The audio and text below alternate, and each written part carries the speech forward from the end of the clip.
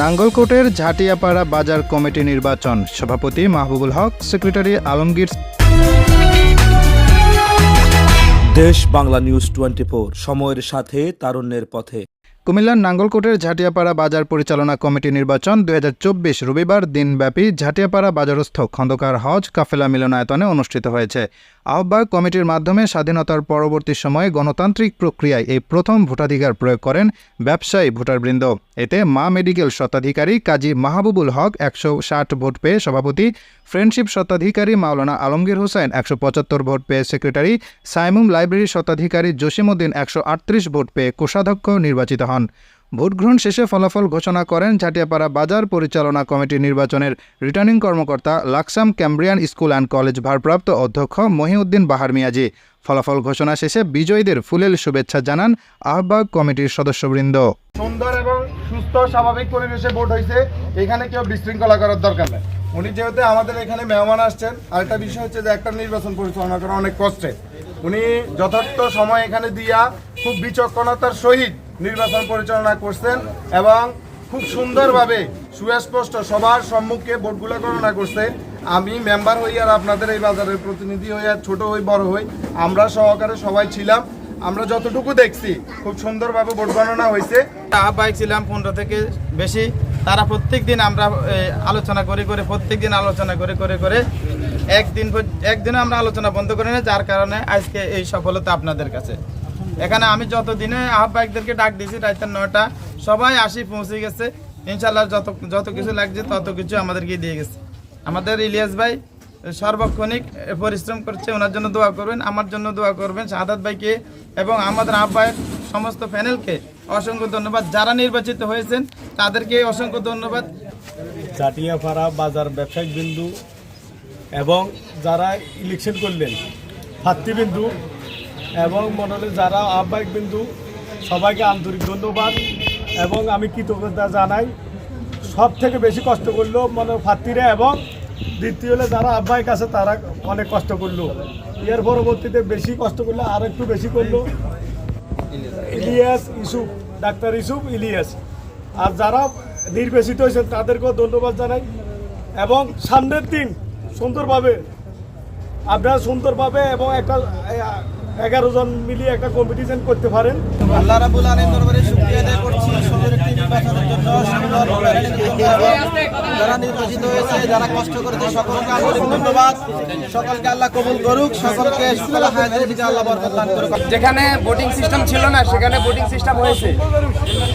যারা পরিশ্রম করছে, আহ্বায়ক কমিটিতে ছিলেন, তাদেরকে ধন্যবাদ জ্ঞাপন করছি।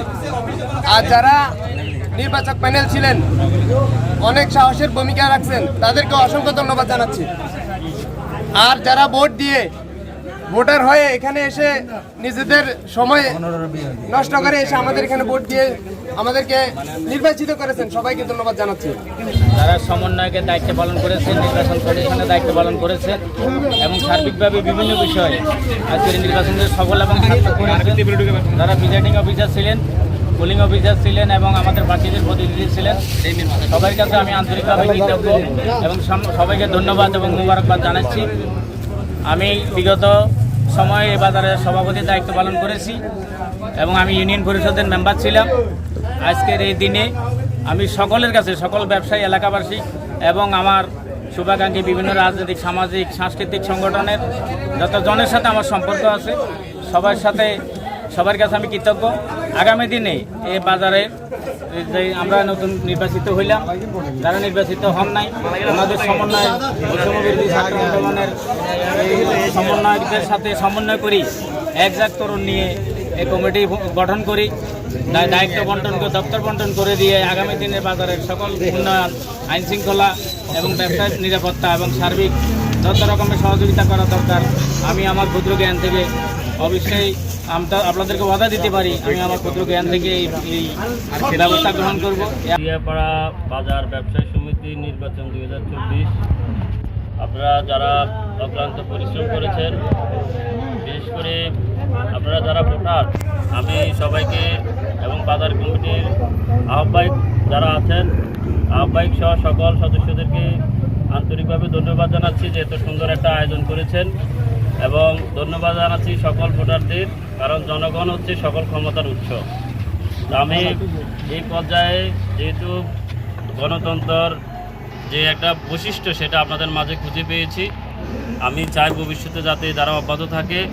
এবং আজকের এই ফলাফলে একটা স্লোগান আছে যে হার জিত চিরদিন থাকবে, তবুও এগিয়ে যেতে হবে।